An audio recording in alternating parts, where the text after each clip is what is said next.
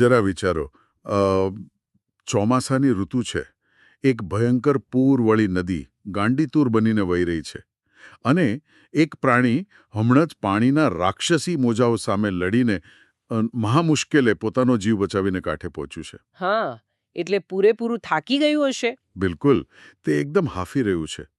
પણ અચાનક તે પાછળ ફરીને જુએ છે તો તેનો માલિક પાણીના પ્રવાહમાં ડૂબી રહ્યો છે. હવે જુઓ, સામાન્ય જીવ વિજ્ઞાનનો નિયમ તો એવું જ કહે છે કે પ્રાણી ત્યાંથી ભાગી જશે. હા, પોતાનો જીવ બચાવશે પહેલા. સાચી વાત. પણ આ પ્રાણી એક સેકન્ડનો પણ વિચાર કર્યા વિના નસકુરા ફૂલાવીને મોતની ખીણમાં પાછું કૂદી પડે છે. ઓહો, આ ખરેખર રૂંવાડા ઊભા કરી દે તેવું દ્રશ્ય છે. જુઓ, જ્યારે આપણે પ્રકૃતિના સૌથી મૂળભૂત સિદ્ધાંત એટલે પેલી સર્વાઇવલ ઇન્સ્ટિંક્ટ. હા, એ જ એટલે કે પોતાનો જીવ બચાવવાની પ્રબળ વૃત્તિ અને પ્રાણીની સ્વામી ભક્તિ વચ્ચેનો ટકરાવ જોઈએ છીએ ને, ત્યારે વિજ્ઞાનના બધા જ નિયમો જાણે કે એક બાજુ મુકાઈ જાય છે. એકદમ સાચું. અને આજના આ ગહેન વિશ્લેષણમાં આપણે માત્ર કોઈ સામાન્ય વાર્તા નથી સાંભળવાના, પરંતુ પ્રાણી વિજ્ઞાન, પછી સામાજિક મૂલ્યો અને વફાદારીના નિયમોને તોડી નાખનાર એક ઐતિહાસિક દસ્તાવેજને ડીકોડ કરવાના છીએ. બરાબર. તો આજનો આપણો વિષય છે લોકસાહિત્યની એક અત્યંત હૃદયસ્પર્શી કથા, 24 ઘોડીની સ્વામી ભક્તિ. અને જુઓ, આપણો ઉદ્દેશ આજે સ્પર્ધાત્મક પરીક્ષાઓની તૈયારી કરતા વિદ્યાર્થીઓ અને જિજ્ઞાસુ અભ્યાસુઓ માટે આ કથામાંથી એક ભૌગોલિક તથ્ય અને ડેટા પોઈન્ટ્સને તારવવાનું છે. પણ ગોખણપટ્ટી કરીને નહીં હો, તેની પાછળનું વિજ્ઞાન અને કારણ સમજીને. એ જ તો મુખ્ય વાત છે. કારણ કે આ કથા કોઈ કાલ્પનિક નવલકથા નથી. તે સમયના ગોહિલવાડ પંથકના સામાજિક મૂલ્યો અને કાઠિયાવાડની તળપદી સંસ્કૃતિનો એકદમ જીવંત ચિતાર છે. અને કોઈ પણ કૃતિને ઊંડાણથી સમજવા માટે સૌથી પહેલા તેના સર્જકને સમજવા બહુ જરૂરી છે. તો ચાલો લેખકથી જ શરૂઆત કરીએ. આ કથાના લેખક છે જોરાવરસિંહ દાનુભા જાદવ. પરીક્ષાની દ્રષ્ટિએ આ નામ ખૂબ જ મહત્વનું છે. હા, ચોક્કસ. તેમનું વતન ધંધુકા તાલુકાનું આકરું ગામ છે અને તેઓ વ્યવસાય કોઈ પૂર્ણકાલીન લેખક નહોતા, પરંતુ એક સહકારી સંસ્થામાંથી અધિકારી તરીકે નિવૃત્ત થયા હતા. હાલ તેઓ અમદાવાદમાં રહે છે. અચ્છા. પણ મને અહીં એક પ્રશ્ન થાય છે. આટલી બધી તળપદી અને ઝીણવટભરી વિગતો એક અધિકારી કેવી રીતે લાવી શકે? જુઓ, એ જ તો તેમની સૌથી મોટી વિશેષતા છે. જોરાવરસિંહ જાદવ માત્ર લેખક નથી, પણ આપણે તેમને એક સાંસ્કૃતિક આર્કાઇવિસ્ટ કહી શકીએ. સાંસ્કૃતિક આર્કાઇવિસ્ટ એટલે વારસો સાચવનાર. હા, બિલકુલ. તેમણે વિચરતી જાતિઓની લોકકળાઓ, ગ્રામ્ય જીવનના કસબીઓ અને પશુઓના લોકજીવનને માત્ર જોયો નથી, પણ તેને અક્ષરદેહ આપ્યો છે. જ્યારે ઔદ્યોગિકરણ વધી રહ્યું હતું ને, ત્યારે તેમણે આ વારસાને સાચવવાનું ભગીરથ કાર્ય કર્યું. અને તેમના પુસ્તકોની યાદી જોઈએ તો આ વાત એકદમ સ્પષ્ટ થઈ જાય છે. મરદ કસુંબલ રંગ ચડે, પછી આપણા કસબીઓ અને મરદાઈ માથા સાટે. હા, અને લોકજીવનના મોતી અને લોકસંસ્કૃતિમાં પશુઓ પણ ખરા. નામો જેટલા વજનદાર છે. સાચી વાત છે. અને આજના આપણા વિશ્લેષણનો સ્રોત છે તેમનો ગ્રંથ લોકસાહિત્યની અશ્વકથાઓ. આ યાદીમાંથી સીધા MCQ પૂછાઈ શકે છે. ખાસ કરીને એ પૂછાય કે આ કથા કયા પુસ્તકમાંથી લેવામાં આવી છે, તો જવાબ લોકસાહિત્યની અશ્વકથાઓ આવશે. લેખકે આ લોકજીવનને બહુ બારીકાઈથી નોંધ્યું છે. હા. એટલે જ આપણને આજથી આશરે 50 વર્ષ પહેલાના ગોહિલવાડ પંથકના વાવડી ગામના આંબા પટેલ અને તેમની ઢેલ ઘોડીનો આવો જીવંત ચિતાર મળે છે. બરાબર. તો હવે આ પૃષ્ઠભૂમિ પરથી આપણે સીધા વાર્તાના મૂળમાં પ્રવેશ કરીએ. વાર્તાના કેન્દ્રમાં બે મુખ્ય પાત્રો છે. એક છે આંબા વાછાણી, જેમને ગામ લોકો આદરથી આંબા પટેલ અથવા આંબા અદા એટલે કે દાદા કહીને બોલાવતા. હા. આંબા પટેલને ઘોડાનો ભારે શોખ. અને બીજું પાત્ર છે તેમની ઘોડી. હવે અહીં જે વિગતો આવે છે તે બહુ રસપ્રદ છે. જ્યારે આંબા પટેલ ઉંમરલાયક થયા ત્યારે તેઓ એક ખાસ ગામે જાય છે, જેનું નામ છે બાબરા. બાબરા ગામ. હા. આ બાબરા ગામથી તેઓ એક વછેરી ખરીદી લાવે છે. જાત કઈ તો ઢેલ જાત, અને ઉંમર માત્ર 6 મહિના. એટલે આ માત્ર ડેટા નથી, આ એક બહુ મોટું સાંસ્કૃતિક અને આર્થિક રોકાણ હતું. તમે જુઓ, આંબા પટેલે કોઈ સામાન્ય ઘોડી નહોતી લીધી. હા, ઢેલ જાતની અસલ ઓલાદ શોધવી એ સમયમાં લોઢાના ચણા ચાવવા સમાન હતો. લેખકે તેના રૂપનું જે વર્ણન કર્યું છે તે અદ્ભુત છે.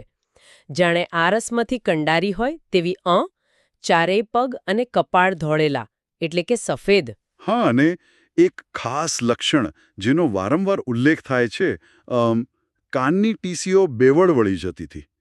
પણ મારો પ્રશ્ન એ છે કે આટલું બધું વર્ણન શા માટે? માત્ર કાનની ટીસીઓ બેવડ વળવાથી એવું તો શું સાબિત થાય છે? શું એ માત્ર સુંદરતાનું પ્રતીક છે એવું લાગે છે તમને? હા, મને તો એવું જ વિચાર આવતો હતો. ના જુઓ, આ માત્ર સુંદરતા નથી. આ શુદ્ધ કાઠિયાવાડી અશ્વની જીનેટિક ઓળખ એટલે કે જીનેટિક્સ છે. અચ્છા, જીનેટિક્સ.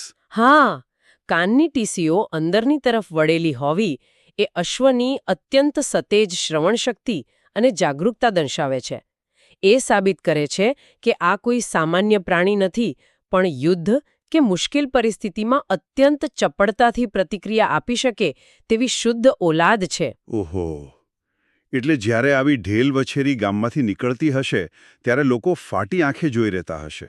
બિલકુલ, કારણ કે તે એક સ્ટેટસ સિમ્બોલ હતું, આજના જમાનાની કોઈ અત્યાધુનિક સ્પોર્ટ્સ કાર જેવું. અને સ્પોર્ટ્સ કાર લાવ્યા પછી તેનું મેન્ટેનન્સ પણ એવું જ હોય ને. પણ અહીં આંબા પટેલે જે ઉછેર પદ્ધતિ અપનાવી તે સાંભળીને હું ખરેખર ચોંકી ગયો. હા, શું હતું એવું? વછેરીને ઘેર લાવીને આંબા પટેલે દીકરાની જેમ જતન શરૂ કર્યું. પણ દૂધ પાવા માટે તેમણે સ્પેશિયલ ભરવાડ પાસેથી 2 બકરીઓ લાવીને આંગણે બાંધી દીધી. અરે વાહ, 2 બકરીઓ? હા, સવાર સાંજ બકરીનું દૂધ દોહીને વછેરીને પાવામાં આવતું. મને એ નથી સમજાતું કે ગાય કે ભેંસનું દૂધ કેમ નહીં? અરે, ઘોડીનું બચ્ચું છે તો ગાયનું દૂધ વધારે સારું ન ગણાય? આ પ્રશ્ન ખૂબ વાજબી છે, અને આમાં જ તે સમયના લોકોનું ઊંડું વૈજ્ઞાનિક જ્ઞાન છુપાયેલું છે. જુઓ, બકરીનું દૂધ રચનાની દ્રષ્ટિએ પચવામાં ખૂબ જ હલકું હોય છે, અને તેમાં ફેટ ગ્લોબ્યુલ્સ નાના હોય છે. અચ્છા, એટલે પાચન ઝડપી થાય? હા, ઘોડાના 6 મહિનાના બચ્ચાની પાચનતંત્રની ક્ષમતા મુજબ ભેંસનું ભારે દૂધ તેને પચે નહીં. બકરીનું દૂધ તેને ઝડપી અને મજબૂત શારીરિક વિકાસ માટે જરૂરી પ્રોટીન અને મિનરલ્સ આપે છે. ઓહ, એટલે આ પાચન અને સ્નાયુઓના વિકાસનું શુદ્ધ વિજ્ઞાન હતું. બિલકુલ, અને આ વિશિષ્ટ ઉછેરનું જ પરિણામ હતું કે લેખક લખે છે તેમ વછેરી દિવસે ન વધે એટલી રાતે અને રાતે ન વધે એટલી દિવસે ઝપાટાભેર મોટી થવા લાગી. આ ઉછેરની સમયરેખા પણ પરીક્ષા માટે અગત્યની છે. બીજા વર્ષે તે ચડવ થઈ ગઈ. આ શબ્દ ચડવનો અર્થ થાય છે સવારી કરવા લાયક થવું. બરાબર. અને બરાબર ત્રીજા વર્ષે તે સંપૂર્ણપણે સવારી માટે તૈયાર થઈ ગઈ. ત્યાર પછી આંબા પટેલે તેને હોંશે હોંશે રેવાડ ચાલ શીખવી. અહીં આ રેવાડ ચાલ સમજવી બહુ જ જરૂરી છે. સામાન્ય રીતે ઘોડા દોડે ત્યારે સવારને આંચકા લાગે, પરંતુ રેવાડ એ એવી લયબદ્ધ ચાલ છે જેમાં ઘોડાના એક તરફના બંને પગ એક સાથે ઉપડે છે. એટલે એકદમ સ્મૂથ ચાલ. હા, આ માટે પ્રાણીમાં ગજબનું બેલેન્સ અને શિસ્ત હોવા જરૂરી છે. લેખક કહે છે ને કે અસલ ઓલાદની વછેરી તો માના ગર્ભમાંથી જ સંયમ એટલે કે શિસ્ત શીખીને આવતી હોય છે. આનું જે ઉદાહરણ આપ્યું છે તે કોઈ અજાયબીથી કમ નથી. રેવાડ ચાલની વિશેષતા એ હતી કે માથે બેઠેલો અસવાર હાથમાં દૂધની ટબુડી લઈને મોટી રેવાડમાં 5 કાઉનું અંતર કાપે તો પણ દૂધનું એક ટીપું નીચે ન પડે. શું વાત છે! આટલી સ્થિરતા? હા, પણ આટલા શાંતિપૂર્ણ ઉછેર અને તાલીમ પછી વાર્તામાં એક જોરદાર વળાંક આવે છે, જે આ આખી તાલીમની આકરી કસોટી કરે છે. હા, અને આ વળાંકની શરૂઆત થાય છે એક સંદેશાથી. બરાબર. એક દિવસ આંબા પટેલના મામાનો માણસ એક સંદેશો લઈને આવે છે. સંદેશો સાવ ટૂંકો હતો કે ભાણે જે કામ કરતા હોય તે પડતું મૂકીને મણાર ગામે આવીને રોટલા ખાજો. મણાર ગામે? હા, એટલે કે તાત્કાલિક મણાર પહોંચવાનું હતું. અત્યારના સમયમાં આપણે વિચારીએ તો થાય કે ફોન કરીને પૂછી લેવાય ને કે ભાઈ શું કામ છે, પણ એ સમયે આવો ટૂંકો સંદેશો જ બધું કહી જતો. સાચી વાત છે. આ તે સમયની સંચાર વ્યવસ્થા એટલે કે કમ્યુનિકેશન સિસ્ટમનું ઉત્તમ ઉદાહરણ છે. જ્યારે કોઈ વડીલ એમ કહે કે કામ પડતો મૂકીને આવજો અને સંદેશાવાહક કારણ ન આપે, ત્યારે તેનો અર્થ એ જ થાય કે મામલો અત્યંત ગંભીર અથવા તાત્કાલિક છે. હા, એટલે વડીલોનો આદેશ માનવાનો. હા, આમાં સામાજિક જવાબદારી અને વડીલો પ્રત્યેના આદરનો ખ્યાલ જોડાયેલો હતો. આંબા પટેલને પણ ચિંતા થઈ. તેમણે તાત્કાલિક નીકળવાનો નિર્ણય કર્યો. પણ અહીં એક નવો સંઘર્ષ ઊભો થાય છે. કેવો સંઘર્ષ? તેમના પત્ની, જેમને કથામાં ગણેશની બા કહ્યા છે, તેઓ આંબા પટેલને રોકે છે. અને તેમના કારણો એકદમ વાજબી હતા. રાતનો સમય હતો, ચોમાસાની ઋતુ હતી, અને સૌથી મોટો ભય હતો વચ્ચે આવતી શેત્રુંજી નદીનો. અરે બાપરે! ભૌગોલિક રીતે શેત્રુંજી નદી ચોમાસામાં અત્યંત રૌદ્ર સ્વરૂપ ધારણ કરતી, એટલે પત્નીનો ડર સ્વાભાવિક હતો કે રાત્રિના અંધકારમાં પૂરમાં ફસાઈ જાય તો. પણ આંબા પટેલનો જવાબ સાંભળો. તેઓ કહે છે, શેત્રુંજી જેવી 7 નદીઓ આડી પડી હોય તો પણ ઢેલ જેવી જાતવાન ઘોડી રાંગમાં હોય પછી ચિંતા શાની? ઓહો! મને એક સેકન્ડ માટે એવું લાગ્યું કે શું આ વધુ પડતો આત્મવિશ્વાસ અથવા થોડો અહંકાર નથી? જુઓ, દેખીતી રીતે એવું લાગે, પણ આ અહંકાર નથી.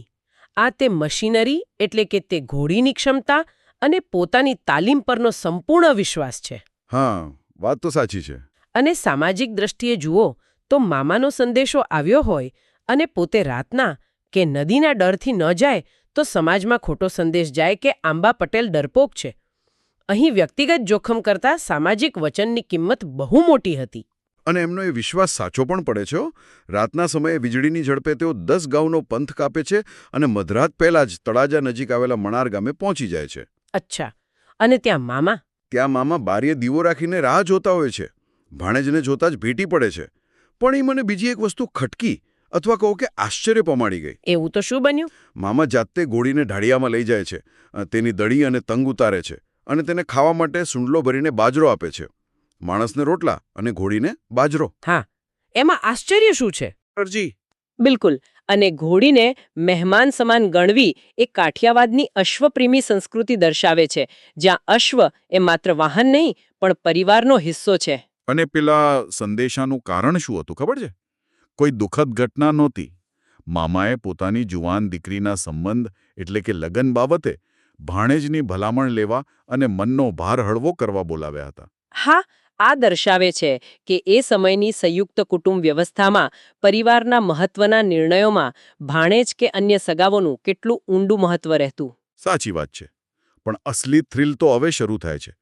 બીજા દિવસે સવારે કામ પતાવીને આંબા પટેલ વાવડી જવા માટે નીકળે છે. એટલે વળતી મુસાફરી? હા. પત્નીએ જે નદીની ચેતવણી આપી હતી તે જ શેત્રુંજી નદી હવે વળતા પ્રવાસે એક સાક્ષાત કાળ બનીને તેમની સામે આવે છે. આ ક્લાઇમેક્સ ખરેખર રૂવાણા ઊભા કરી દે તેવો છે. આ ઘટનાક્રમના તબક્કાઓ પરીક્ષા માટે અને સમજવા માટે બહુ જ ક્રિટિકલ છે. કારણ અને અસરની શૃંખલા અહીંથી શરૂ થાય છે. બરાબર. ચાલો આને ધીમેથી અને વિગતે સમજીએ. જ્યારે તેઓ નીકળ્યા ત્યારે વાતાવરણ બદલાયું. ઉત્તર દિશાથી કથામાં શબ્દ છે ઓત્રાદી કોરિયાથી કાળા ડિબાંગ વાદળો ચડી આવ્યા. ઓત્રાદી કોરિયા એટલે ઉત્તર દિશા, બરાબર? હા. મોરલાના ઘેંકવાના અવાજ અને ભારે ગાજવીજ સાથે ભયંકર વરસાદ શરૂ થયો. અને આ વરસાદની સીધી અસર શેત્રુંજી નદી પર થઈ. જ્યારે આંબા પટેલ તળાજાના ડુંગર પાસે પહોંચ્યા ત્યારે તેમણે જોયું કે શેત્રુંજી નદીમાં ઘોડાપૂર આવ્યું હતું. ઘોડાપૂર એટલે ફ્લેશ ફ્લડ. હા, નદી જાણે પોતાના માથાના વાળ છૂટા મૂકીને રૌદ્ર સ્વરૂપમાં ઘૂઘવાટા મારતી હતી. આ કોઈ સામાન્ય પ્રવાહ નહોતો. બંને કાંઠે 50-50 માણસો પૂર ઉતરવાની રાહ જોતા બેઠા હતા. આંબા પટેલ મૂંઝાયા. મણાર પાછા જવાય તેમ નહોતું કેમ કે કામ પતી ગયું હતું. અને વાવડી પહોંચ્યા વિના છૂટકો નહોતો કેમ કે ઘરે પત્ની અને પરિવાર ચિંતા કરતા હશે. હા, એટલે એક જાતનું સામાજિક અને કૌટુંબિક દબાણ? બિલકુલ. આ દબાણને કારણે તેમણે એક અત્યંત સાહસિક અને કદાચ મૂર્ખામીભર્યો કહી શકાય તેવો નિર્ણય લીધો. તેમણે કેળ બાંધીને પોતાની ઢેલ ઘોડીને સીધી જ તે ભયંકર પૂરમાં ઝુકાવી દીધી. અરે રામ! કાંઠે બેઠેલા લોકોની ચીસ નીકળી ગઈ અને સૌ બોલી ઉઠ્યા કે માળો ભારે છાતીસલો આદમી. છાતીસલો એટલે અત્યંત હિંમતવાન માણસ. અહીંથી સંઘર્ષના જે 5 ક્રમિક તબક્કાઓ શરૂ થાય છે તે શ્રોતાઓએ ખાસ ધ્યાન આપીને સમજવા જેવા છે. હા, ચાલો એ જોઈએ. પ્રથમ તબક્કો. ઘોડી પાણીમાં પડે છે. પાણીનો પ્રવાહ એટલો તેજ છે કે ઘોડી મોજાઓ સામે લડીને અથાગ શારીરિક પરિશ્રમ વેઠીને માંડ સામા કાંઠે પહોંચે છે. તે સંપૂર્ણપણે થાકી ગઈ છે. હવે બીજો તબક્કો. કાંઠે પહોંચતા જ આ ચતુર ઘોડીને અહેસાસ થાય છે કે પીઠ પર વજન નથી. તેનો માલિક તેનો ધણી પાણીના પ્રવાહમાં પાછળ છૂટી ગયો છે અને તણાઈ રહ્યો છે. અને હવે આવે છે ત્રીજો અને સૌથી આશ્ચર્યજનક તબક્કો, જેની આપણે શરૂઆતમાં વાત કરી હતી. પેલો જીવ બચાવવાવાળો નિયમ. હા, જે પ્રાણી હમણાં જ મહામુસીબતે પોતાનો જીવ બચાવીને બહાર આવ્યું છે, તે મગજના એમિગડાલા એટલે કે ડરના કેન્દ્રને ઓવરરાઇડ કરી દે છે. 1 સેકન્ડનો પણ વિચાર કર્યા વિના નસકોરા ફૂલાવતી તે ફરીથી તે જ ભયંકર પૂરમાં પોતાના માલિકને શોધવા કૂદી પડે છે. આ જ તો અકલ્પનીય છે. પ્રાણીઓ પાસે બુદ્ધિ છે, પણ નૈતિકતા કે ફરજનો ખ્યાલ તો મનુષ્યની દેન છે ને. તો આ ઘોડી આવું કેમ કરે છે? જુઓ, આ જ અસલ ઢેલ ઓલાદના સંસ્કાર અને માલિક પ્રત્યેના ડીપ બોન્ડિંગ એટલે કે ગાઢ લગાવનું પરિણામ છે. અચ્છા. અહીં પ્રાણીની પોતાની જીવવાની વૃત્તિ કરતા આંબા પટેલે બકરીનું દૂધ પાઈને જે પ્રેમથી ઉછેરી હતી તે પ્રેમ જીતી જાય છે. બહુ સરસ વાત કરી. હવે ચોથો તબક્કો. પાણીમાં આંબા પટેલ સંપૂર્ણપણે હિંમત હારી ગયા હતા. તેમને તરવામાં એટલી ફાવટ નહોતી અને પ્રવાહ તેમને ખેંચી રહ્યો હતો. એટલે બસ ડૂબવાની જ અણી પર હતા. હા, અને બરાબર તે જ સમયે ઘોડી સડસડાટ કરતી પાણી કાપતી તેમની પાસે પહોંચી જાય છે. આંબા પટેલ પોતાની બધી જ બચેલી તાકાત ભેગી કરીને ઘોડીની ડોકે વળગી પડે છે અને બોલે છે, "હા બાપ, ઢેલ તું આવી કે?" ઓહો. અને અંતિમ પાંચમો તબક્કો. પાણીના વહેણમાં ફંગોળાતી વધારાના માણસના વજન સાથે આ ચતુર ઘોડી પોતાના માલિકને સુરક્ષિત રીતે કાંઠે લઈ આવે છે. આ તો ખરેખર મિરેકલ કહેવાય. બિલકુલ. બાયોમેકેનિક્સની દૃષ્ટિએ ગળા પર માણસનું વજન લટકતું હોય ત્યારે ઘોડા માટે તરવું લગભગ અશક્ય હોય છે, છતાં તે આ પાર કરે છે. આંબા પટેલની આંખમાંથી આંસુ સરી પડે છે કે આજે આ મૂંગા પ્રાણીએ તેમને જીવતરના દાન આપ્યા. આ જીવલેણ સંઘર્ષ પૂરો થાય છે, પણ કથા અહીં પૂરી નથી હતી. હજુ આગળ શું થાય છે? કથા હવે કૃતજ્ઞતા એટલે કે ગ્રેટિટ્યૂડના એક અત્યંત સુંદર અને ભાવનાત્મક વળાંક પર આવે છે.